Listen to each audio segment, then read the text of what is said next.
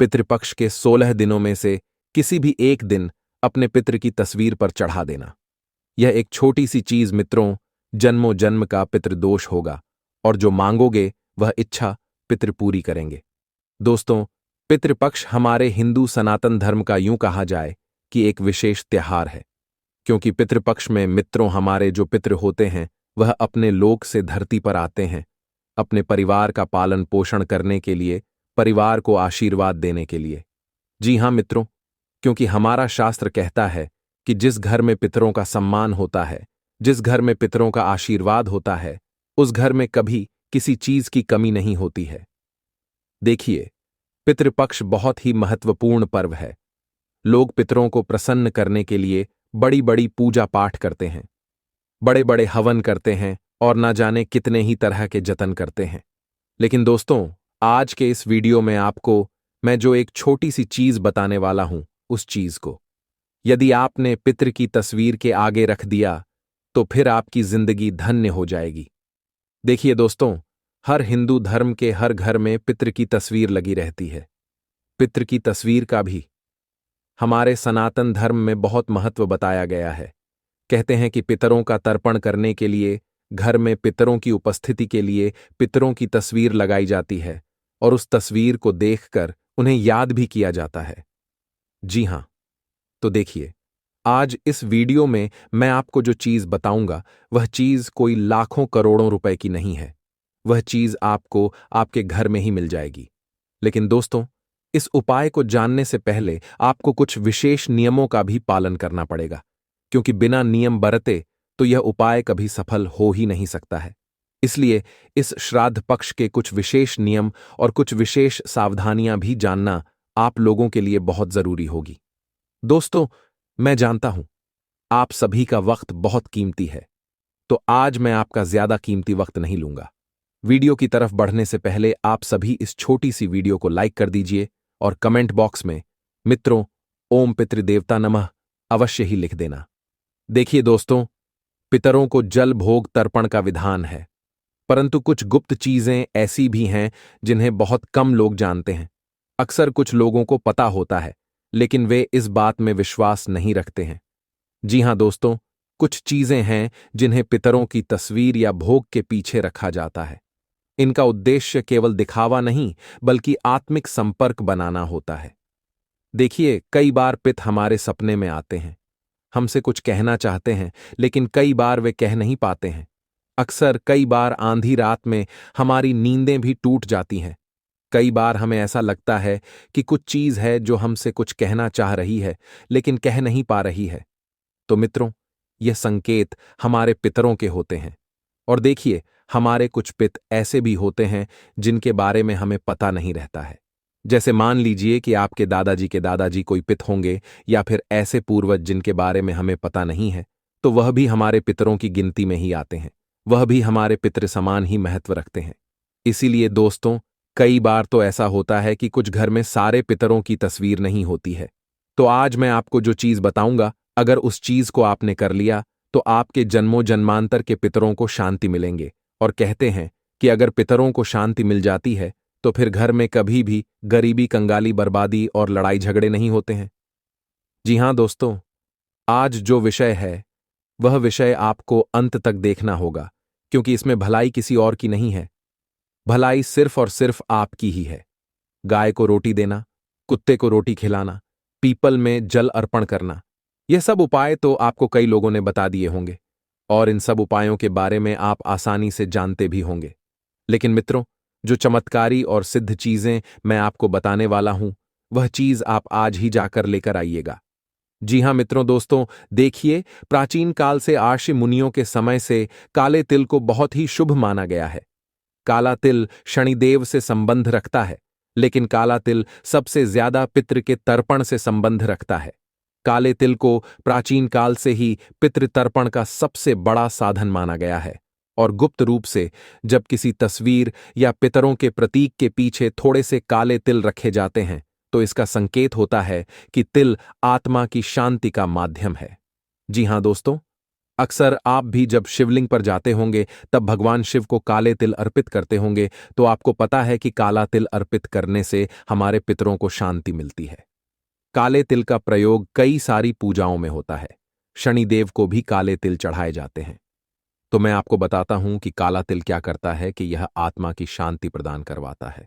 तिल से निकलने वाली सूक्ष्म ऊर्जाएं पितरों को सीधा आकर्षित करती है, और हमारे शास्त्रों में तो यह भी कहा गया है कि तेलानाथ परम दान नाश्त पितृपूजनम, अर्थात अगर कोई इंसान पितृ की पूजा नहीं करता है, किसी इंसान को अपने घर परिवार के किसी पितरों की तिथि याद नहीं है कि वह किस दिन स्वर्गवासी हुए थे, किस दिन उन्होंने इस दुनिया को छोड़ा था, तो कई बार देखिए मित्रों, मैंने आपको बताया है कि हमारे जो पितृ होते हैं वह कहीं पुराने पुराने होते हैं। अगर कोई इंसान हमारे घर में मृत्यु लोक को चला जाता है, उसकी मृत्यु हो जाती है, तो देखिए वह आगे चलकर हमारा पितर ही कहलाएगा। तो देखिए यह तिल पितरों और वंशजों के बीच अदृश्य सेतु बनाता है। इसलिए इसे तस्वीर के पीछे छुपाकर रखा जाता है ताकि बाहरी लोग ना देखें, क्योंकि यह निजी संवाद का माध्यम है। जी हां। अब दोस्तों देखिए, कई लोग पितरों की शांति के लिए गया जी जाते हैं, हरिद्वार जाते हैं, उज्जैन जाते हैं, बनारस जाते हैं। कई सारे लोग आज के समय में पितृदोष के कारण परेशान हो रहे हैं। किसी के विवाह में दिक्कतें आ रही हैं, किसी को संतान सुख नहीं मिल रहा है, किसी के ऊपर बहुत ज्यादा कर्ज बढ़ गया है, तो कोई नौकरी के लिए दर दर के ठोकर खा रहा है, किसी का वंश नहीं बढ़ रहा है, एल और वंश पूरी तरह से बिगड़ गया है। हर वक्त छोटी छोटी चीजों के लिए घर में लड़ाई झगड़े हो रहे हैं। कोई एक दूसरे से प्यार से बात नहीं करता है, मान सम्मान नहीं करता है। जी हां दोस्तों, देखिए हमारे इस शास्त्र में सिर्फ एक ही नहीं बल्कि ऐसी कई सारी चीजें बताई गई हैं जो पितृदेव से संबंध रखती है और पितरों की तस्वीर के पीछे छुपाई जाती है, तस्वीर के आगे रखी जाती है, भोग में अर्पित की जाती है। अब देखिए, मित्रों की पितृपक्ष के 16 दिनों में जो हमारे पितृ होते हैं, जिस तिथि को उनका देहांत होता है वही तिथि पितृपक्ष की तिथि में आती है। तो उस दिन हम उन्हें याद करते हैं, उनके नाम का खाना निकालते हैं, उन्हें भोग लगाते हैं और उनका तर्पण भी करते हैं, उनका आशीर्वाद पाने के लिए। जी हां मित्रों, कहते हैं कि पितृ की तस्वीर के पीछे हमें एक छोटा सा जल का पात्र भी रखना चाहिए। इसका पीछे का कारण क्या है, यह मैं आपको बताता हूं। जी हां दोस्तों, आप देखिए कि बहुत से लोग सामने दीपक और भोग रखते हैं, पर गुप्त रूप से पीछे एक तांबा या मिट्टी का छोटा जल पात्र रखने की परंपरा है। जल पितों के लिए आत्मिक पथ का ईंधन है, क्योंकि जल के बिना इस जीवन में कुछ भी संभव नहीं है। जल के बिना ना भोजन होता है, जल के बिना ना भोजन होता है और जल के बिना ना जीवन होता है। मित्रों, जल को आत्माओं का आहार कहा गया है, क्योंकि अगर हम कोई भी पूजा कर रहे हैं, अगर हम किसी देवी देवताओं को भोग लगा रहे हैं, पितर को भोग लगा रहे हैं, किसी भी चीज को भोग लगा रहे हैं, तो देखिए जल का होना बहुत जरूरी है, क्योंकि बिना जल के कोई भी भोग मित्र पूर्ण नहीं होता है। देखिए, जल की तरंगे पितरों को सहजता से यहां आने का मार्ग देती है, क्योंकि कहते हैं कि पितर भी धरती लोक पर तभी आते हैं जब उनके वंशज उन्हें याद करते हैं, उन्हें बुलाते हैं। तभी यमलोक से पितृदेव को धरती लोक पर भेजा जाता है। भी कहते हैं मित्रों कि जिस घर में पितरों का सम्मान नहीं होता है, हर वक्त पितरों को गालियां दी जाती है, हर वक्त पितरों का अपमान किया जाता है कि कोई भी पितरों को कुछ कह रहा है तो उस घर में पितृदोस्त तो होगा ही होगा। लेकिन ऐल उस घर को बर्बाद होने में ज्यादा समय नहीं लगेगा। कई सारे लोगों की आदत होती है कि जब घर में कई बार लड़ाई झगड़े होते हैं, घर में कई बार छोटी छोटी तो जब बातें होती हैं, तब क्या करते हैं कि पुराने लोगों को याद किया जाता है। उन्हें अपशब्द बोले जाते हैं कि अरे यह तो इस दुनिया से चले गए, इनकी वजह से आज मेरे घर में यह हो रहा है, आज मेरे घर में वह हो रहा है। जाने वाले चले जाते हैं, लेकिन पीछे बेवजह के लड़ाई झगड़े और कलश छोड़कर चले जाते हैं। इस तरह की बातें होती हैं। लोग छोटी छोटी गलतियों के लिए अपने पितरों को दोष देने लग जाते हैं, लेकिन वे यह चीज नहीं समझते हैं कि अगर वह तुमसे प्रसन्न होंगे, तुम उनका सम्मान करोगे, उनके भोग लगाओगे, तुम उनकी पूजा पाठ तर्पण करोगे, तो उनका आशीर्वाद तो तुम्हें वैसे ही मिल जाएगा। लेकिन अगर तुम उनका अपमान करोगे तो देखिए, पितृदोष जो है वह साधारण दोष नहीं है। एक बार शनि दोष को ठीक किया जा सकता है, ग्रह दोष को ठीक किया जाता है, काल सर्प दोष को भी ठीक किया जा सकता है। लेकिन पितृदोष जो होता है, यह सिर्फ एक दोष नहीं है। इसका सीधा सा माध्यम यह है कि हमारे पितृ हमसे नाराज हैं और पितृ को प्रसन्न करने के लिए हमें कई तरह के जतन करने पड़ते हैं। कई लोगों को ऐसा लगता है कि अरे वह तो हमारे पितृदेव है, हमारे पिता समान है, वह तो हमसे जल्दी ही मान जाएंगे। अगर हमसे नाराज होंगे तो उनका आशीर्वाद हमें मिल जाएगा। लेकिन देखिए, किसी इंसान को अगर आप बार बार तकलीफ देंगे, किसी इंसान का बार बार ठेस पहुंचाएंगे, जबकि वह इंसान इस दुनिया में है ही नहीं, तो उस इंसान को कितना बुरा लगेगा। मित्रों, हमेशा ध्यान रखिएगा कि जो इंसान इस दुनिया में नहीं है, कम से कम उसके लिए तो आपको बुरे और अपशब्द नहीं बोलना है। जी हां, देखिए, गुप्त मान्यता है कि जब पितृ का तर्पण किया जाता है, श्राद्ध किया जाता है, पितृ को भोग लगाते हैं, उसमें दो चीजें सबसे आगे और प्रथम रखी जाती हैं, वह है चावल और गुड़। जी हां दोस्तों, चावल शांति और पवित्रता का प्रतीक होता है। कोई भी पूजा हो, कोई भी भोग हो, उसमें भात अवश्य बनाया जाता है। क्यों? क्यों? क्योंकि देखिए, चावल को शांति और पवित्रता माना गया है। भगवान शिव की शिवलिंग पर भी लोग चावल अर्पित करते हैं। कोई भी पूजा हो गई, छोटी से छोटी या बड़ी से बड़ी, तो उसमें चावल का प्रयोग जरूर किया जाता है, क्योंकि अक्षत के बिना कोई भी पूजा अधूरी मानी जाती है और गुड़ मिठास और प्रेम का प्रतीक है। देखिए दोस्तों, जब इन्हें तस्वीर के पीछे रखा जाता है, तो यह संकेत होता है कि हम अपने पितरों से केवल आशीर्वाद ही नहीं, बल्कि मधुर रिश्ते की निरंतरता भी चाहते हैं। क्योंकि अगर पितरों से तुम्हारे संबंध मजबूत होंगे, पितरों से तुम्हारे संबंध बहुत अच्छे होंगे, तो देखिए, पितृ तुम्हें कभी किसी चीज के लिए नहीं सताएंगे। हर छोटी से छोटी और हर बड़ी से बड़ी चीज तुम्हारे कदमों में लाकर रख देंगे। तुम्हें कभी इधर उधर भटकना नहीं पड़ेगा, तुम्हें कभी रोना नहीं पड़ेगा, क्योंकि पितरों से संबंधों को मजबूत बनाना बहुत जरूरी होता है, क्योंकि उनके आशीर्वाद के बिना इंसान कुछ भी नहीं है। देखिए, कई लोग कुल देवी देवताओं को और पितृदेवताओं को एक समान मानते हैं, लेकिन देखिए, पितृदेवता अलग होते हैं और कुल देवी देवता अलग होते हैं। पितृदेवता कौन होते हैं? जो इस दुनिया में नहीं है, जो यमलोक में पधार गए हैं, हमसे बिछड़ गए हैं, हमसे हमेशा हमेशा के लिए दूर हो गए हैं। उन लोगों को देखिए, पितृदेव कहा जाता है। और कुल देवी देवता कौन होते हैं? कि हमारे जो पुराने लोग थे, हमारे जो बड़े बुजुर्ग थे, दादाजी के पिताजी या दादाजी के दादाजी, ऐसे पवित्र और पूर्वज लोग जो हम हमारे जन्म होने से पहले ही किन देवताओं की पूजा करते आ रहे हैं। तो वे जानते हैं कि हमारे कुल देवी या हमारे कुल देवता कौन है। कुछ लोगों के कुल देवता भैरू जी होते हैं, कुछ लोगों के कुल देवता माता जी होती हैं। तो देखिए, पितृदेवता और कुल देवताओं में भी बहुत फर्क है, क्योंकि कुल देवी देवता तो आज भी इस धरती पर विराजमान है, जो हमारे घर की रक्षा करती है और हमारे घर में हमेशा निवास करते हैं। अक्सर आप भी अपने घर में अपने किसी कुल देवी देवताओं की तस्वीर लगाकर रखते ही होंगे। बहुत सारे घरों में अक्सर ऐसा देखा गया है कि लोग कुल देवी देवताओं की तस्वीर रखते हैं, पितृदेव की तस्वीर रखते हैं। लेकिन यह सवाल कई सारे लोगों के मन में आता भी होगा कि गुरुजी, क्या पितृदेव और कुलदेव समान है? लेकिन यह दोनों अलग अलग है, क्योंकि पितृदेव तो दुनिया में नहीं है, लेकिन उनका एक अंश हमारे साथ आज भी मौजूद है और हमें यह एहसास दिलाता है कि पितृ हमसे नाराज है या पितृ हमसे प्रसन्न है, और कुलदेवी देवता तो अलग चीज है। साथ ही दोस्तों, देखिए, पितृपक्ष केवल पूजा पाठ का पर्व नहीं है। पितृपक्ष केवल पितरों की शांति दिलाने का पर्व नहीं है, बल्कि हमारे और हमारे पूर्वजों के बीच संवाद का माध्यम है।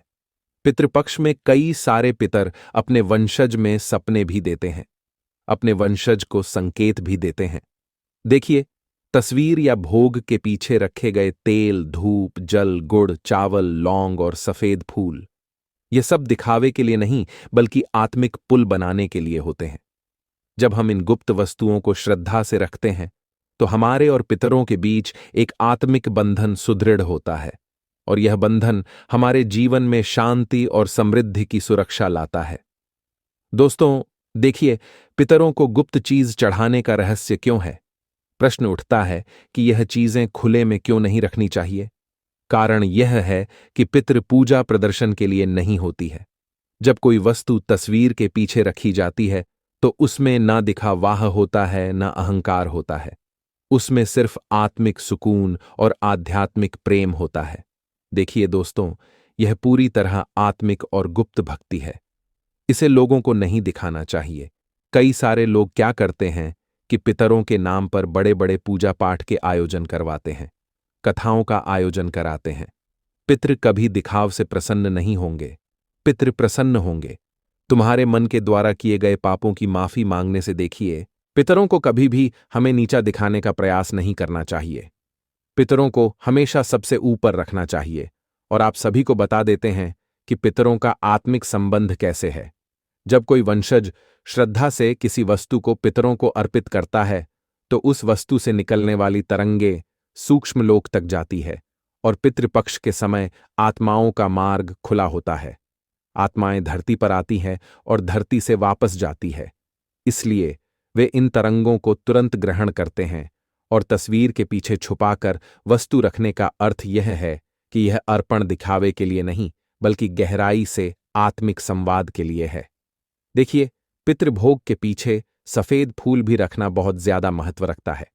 अक्सर लोग पितरों को माला पहनाते हैं, पितरों को कंठी पहनाते हैं, पर एक गुप्त रीति है कि भोग की थाली के पीछे या तस्वीर के पीछे सफेद फूल छुपाकर हमेशा रखना चाहिए। सफेद फूल शांति और मोक्ष का प्रतीक है। यह संकेत है कि हम पितरों की आत्मा को परम धाम की ओर अग्रसर देखना चाहते हैं। हम नहीं चाहते हैं कि हमारे पितरों की आत्मा इधर उधर भटकते रहे। हम नहीं चाहते हैं कि पितरों की आत्मा को कष्ट हो, पितरों की आत्मा को तकलीफ हो। हर इंसान क्या चाहता है कि पितरों को जल्द से जल्द मोक्ष की प्राप्ति हो, आत्मा को परमधाम की ओर अग्रसर दिलवाएं ताकि हमारा जो भी कर्ज रहे पितरों पर वह पूरा हो जाए। देखिए, कई बार इंसान के ऊपर पितरों का कर्ज भी होता है और जब वंशज उन कर्ज का जल्दी से जल्दी पुण्य नहीं करता है तो फिर वह कर्ज बढ़ता जाता है। जी हां दोस्तों, पितृ और अग्नि का रहस्य भी बहुत महत्वपूर्ण बताया गया है। कुछ परंपराओं में पितरों के दीपक के पीछे 1 या 2 लौंग रखी जाती है और लौंग में सूक्ष्म गंधी शक्ति होती है। यह शक्ति दृश्य आत्माओं को आकर्षित करती है क्योंकि आत्माएं कभी दिखाई नहीं देती हैं, वह अदृश्य होती है। और पितृपक्ष में तो पितरों की आत्मा ही हमारे घर के आसपास घूमती है या हमारे घर में घूमती है, छत पर घूमती है, किसी रूम में घूमती है। देखिए दोस्तों, जब दीपक के पीछे लौंग रखी जाती है तो लौक की कंपन आत्मिक लोक तक पहुंचती है और साथ ही बता देते हैं कि पितृ के पीछे हमें हरी धूप यानी कि हरियाली घास रखने की भी मान्यता बताई गई है। आपने देखा होगा किस श्रद्धा या तर्पण में डूब घास का प्रयोग होता है। ये घास गणेश पूजन में भी अनिवार्य है, परंतु यह गुप्त परंपरा है कि पितरों के भोग की थाली के पीछे 1-2 धूप की डंडियां रख दी जाती हैं। क्यों? क्योंकि धूप का अर्थ है अम्रता और निरंतरता। धूप हमेशा बढ़ती रहती है। जिस घर में धूप से पितरों को याद किया जाता है वहां वंश की जड़ कभी सूखती नहीं है। बहुत गहरी बात है दोस्तों कि अक्सर वंशों के बीच में लड़ाई झगड़े क्लेश होते हैं, तो ध्यान रखिएगा कि जिस घर में दूब से पितरों को याद किया जाता है वहां वंश की जड़ कभी सूखती नहीं है, क्योंकि दूब का हरा रंग पितरों को यह संकेत देता है और यह संदेश देता है कि उनकी वंशज पीढ़ी अभी भी जीवित है और प्रगतिशील है।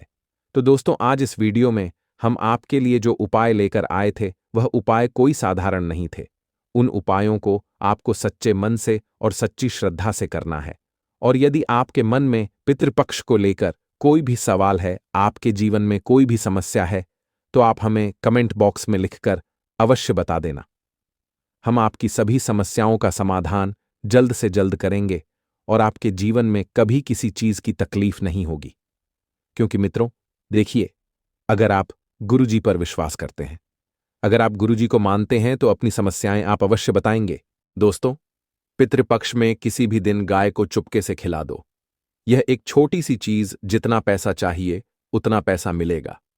आपकी आने वाली 7 पुश्तें बैठे बैठे खाएंगी, फिर भी धन खत्म नहीं होगा, क्योंकि दोस्तों, इस पितृपक्ष पर माता लक्ष्मी और कुबेर देव का महासंयोग बन रहा है।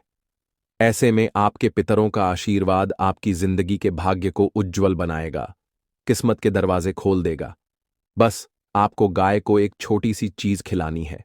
आपका दोस्तों जन्मों का पितृदोष समाप्त हो जाएगा। आपकी शादी नहीं हो रही है तो शादी हो जाएगी। संतान नहीं है तो संतान हो जाएगी। पति पत्नी के बीच के रिश्ते मधुर होंगे। घर परिवार में खुशियां आएंगी। बस गाय को एक छोटी सी चीज खिला देनी है। दोस्तों, आप सभी जानते हैं कि गाय में 33 कोटि देवी देवताओं का वास होता है और हमारे पितृदेवता को अगर प्रसन्न करना है तो गाय को केवल एक छोटी सी चीज अगर आपने खिला दी तो पितरों का आशीर्वाद भी आपको मिलेगा और साथ ही साथ 33 कोटि देवी देवताओं का भी आशीर्वाद आपको मिलेगा। देखिए, इंसान की जिंदगी में अगर वह मेहनत कर रहा है लेकिन फिर भी उसे परिणाम नहीं मिल रहे हैं, आपका हर काम बनते बनते बिगड़ जाता है, आए दिन घर में बीमारियां लगी रहती हैं, दिमाग में हर समय केवल टेंशन और तनाव रहता है, दुश्मनों का खतरा, तंत्र मंत्रों का खतरा बना रहता है, धन आता है लेकिन धन हाथ में टिक नहीं पाता है, रात में अजीब अजीब से सपने आते हैं, हर कोई जीवन में तरक्की कर रहा है लेकिन आप जहां थे वहीं के वहीं हैं और जो था वह भी आपके हाथों से चला गया।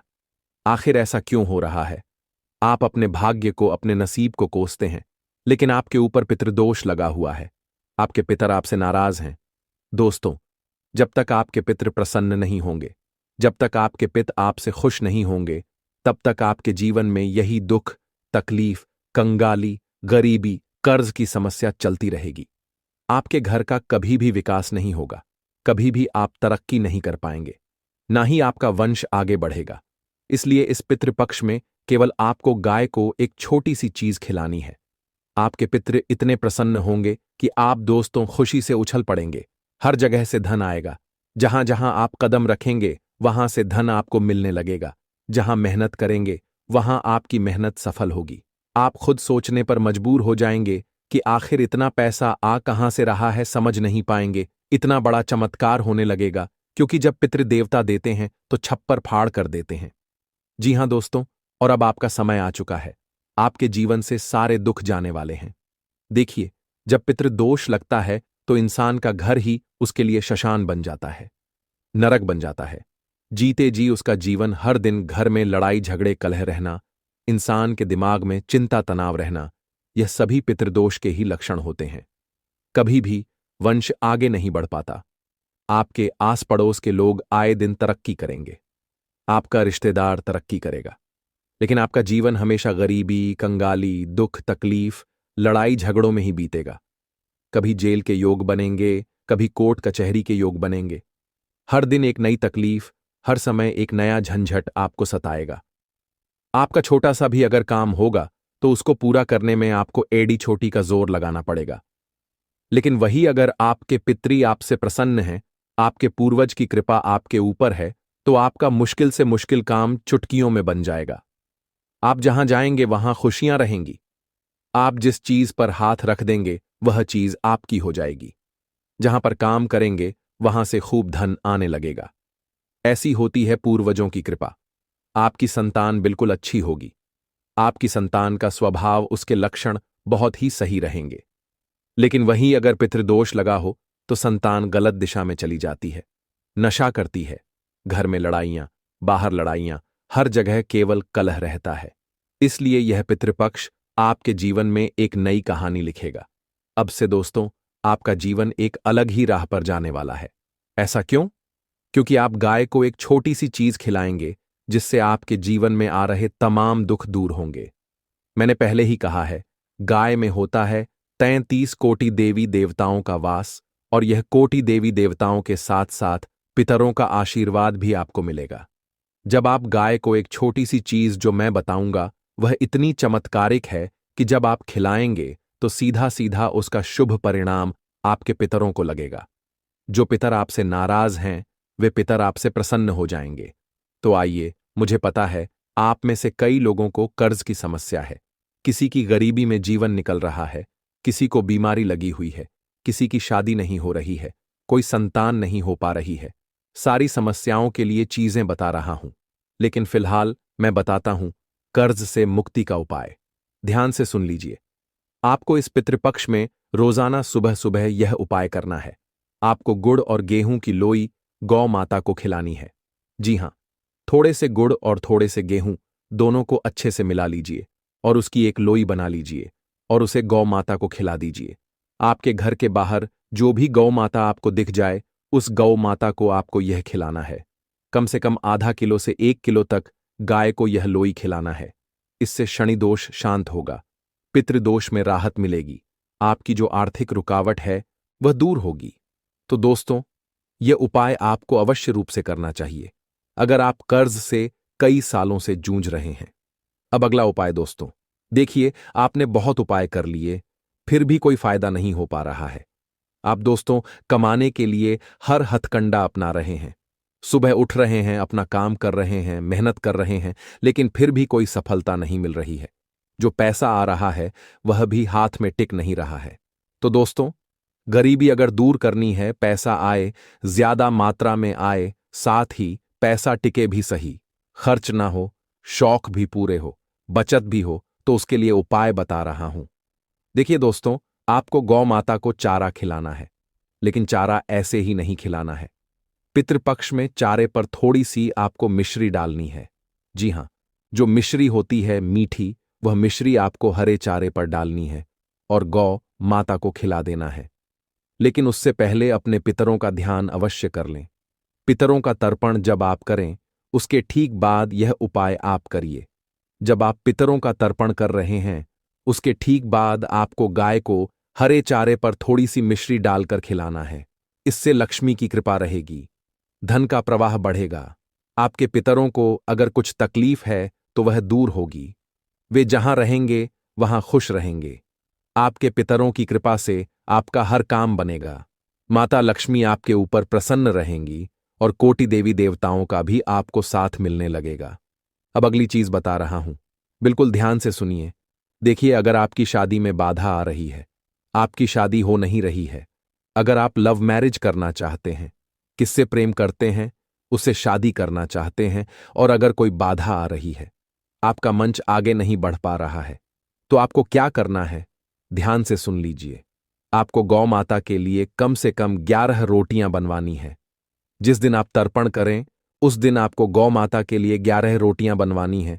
आपको अपने पितरों को भोग लगाना है और फिर वह जो 11 रोटियां हैं, उनको आपको थोड़ा थोड़ा हर रोटी पर गुड़ लगाना है और थोड़ी सी हल्दी लगानी है। जी हां, थोड़ी सी हल्दी और थोड़ा सा गुड़ लगाकर आपको गौ माता को खिला देना है। बृहस्पति इससे मजबूत होगा, यानी कि गुरु जो है वह मजबूत होगा। विवाह योग मजबूत होगा, विवाह शीघ्र होगा। जो भी बाधा आ रही है वह दूर होगी। आपके पितरों की कृपा होगी और जो भी अड़चन आ रही है वह दूर होगी और बहुत जल्दी विवाह के योग बन जाएंगे। दोस्तों, तो यह उपाय जरूर करना। इस उपाय से बहुत फायदा होगा। देखिए, एक बात ध्यान से सुन लीजिए। हम अपने दैनिक जीवन में कई ऐसे कार्य करते हैं जिससे हमारे ऊपर पितृदोष लग जाता है, जिससे हमारे पितर हमसे नाक रहते हैं। वह कार्य क्या है, मैं आपको बताता हूं। देखिए, अक्सर हम किसी बात को लेकर अपने माता पिता या फिर अपने किसी बुजुर्ग का अपमान कर देते हैं, यानी कि उन्हें हम डांट देते हैं। उनको जैसे जैसे आप धीरे धीरे बड़े हो रहे हो, अब आप अपने बुजुर्गों को कम आंकने लग गए। आपको ऐसा लगता है कि मेरे बुजुर्ग को कुछ पता ही नहीं है, मेरे माता पिता को कुछ पता नहीं है, मैं ही हूं। लेकिन आप यह नहीं जानते हैं कि वे बुजुर्ग क्यों हुए हैं, उन्होंने अपने जीवन में कितने कष्ट सहे हैं। आपको बड़ा करने के लिए आप तो यह सब कुछ भूल गए। आपके जीवन को जीवन किस तरह से बनाया है, आप यह नहीं समझते। जब हम अपने माता पिता का आदर नहीं करते, उनकी सेवा नहीं करते, तो हमारे पितृ दुखी होते हैं। वे जहां भी होते वहां दुखी होते हैं। घर में बरकत रुक जाती है और पीढ़ी दर पीढ़ी संघर्ष बढ़ जाता है और पितृदोष हमें लग जाता है। इसके बाद नियमित रूप से हम श्राद्ध नहीं करते, तर्पण नहीं करते, पितृकर्म नहीं करते, तो भी पितृदोष लगता है। इसलिए पितृपक्ष में या फिर अमावस्या पर हमें अपने पितरों का तर्पण करना चाहिए। ध्यान रखिएगा, यह पितरों को भूखा रखना माना जाता है। अगर आप पितरों का तर्पण नहीं करोगे तो आपके पितर भूखे रहेंगे और पितृदोष लगेगा, वंश आगे रुक जाएगा, तरक्की नहीं कर पाओगे। अगली चीज, दान पुण्य आप नहीं करते हो। देखिए, आप दान पुण्य क्यों नहीं करते, मुझे समझ नहीं आता। जरूरी नहीं है कि आपको धन का दान करना है, बिल्कुल नहीं। आपके घर में अगर आप रोटी खा रहे हो, खाना खा रहे हो, जो रोटी आपने बनाई, उसमें से केवल एक रोटी अगर आप गाय को दे दें तो वह भी एक दान कहलाता है। एक रोटी किसी भूखे को खिला दीजिए तो यह भी दान कहलाता है। मान लीजिए आपके पास 100 रुपए हैं, उसमें से केवल 1 रुपया भी अगर आप किसी गरीब, असली गरीब जो सच में गरीब है, उसकी मदद के लिए दे रहे हैं, किसी जरूरतमंद की मदद के लिए लगा रहे हैं, तो असली दान वह कहलाता है। किसी मरते हुए को पानी पिला दिया, किसी की बिल्कुल अंत समय में मदद करना भी एक बहुत बड़ा दान कहलाता है। तो दान करो। दान नहीं करोगे, तर्पण नहीं करोगे तो आपको पितृदोष लगेगा ही लगेगा।